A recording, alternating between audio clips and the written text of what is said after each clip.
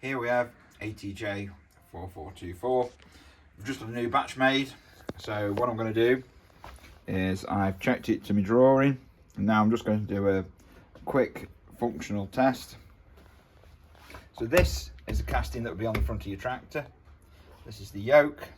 Obviously that passes through like this. Then you have the lower boss, which is ATJ4420, which goes there. Then you would have the rubber seal that I had missed, well, the dust seal there. Next we've got on the end plate. Finally, it should actually be a nylock that we do properly, but for this I'm just using a lock nut just to check the thread really.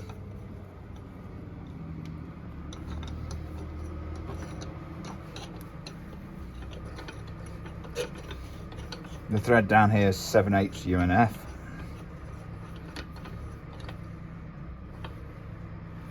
And then the upper yoke here goes on. These are obviously just old components I've got, so hence they do need rebushing. Rubber seal, dust cover. The only thing we're missing now is a grease nipple from each end. What I have noticed over the years is obviously these wear.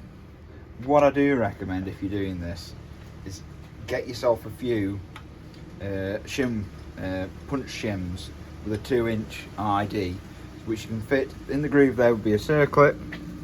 You can then put some shims underneath here just to take up, even though you've got a new post and you will have rebushed it, just to take up any of that lift. Admittedly, there is a lock pin through here, so it is limited, but it can just aid a little bit. If you've got a very early 465, the pin that passes through here is a point. If it's a later Leyland, it's bell shaped and it's fed in from the back. So this is really just to show what we do when we have a new batch of parts in, to check that they're okay.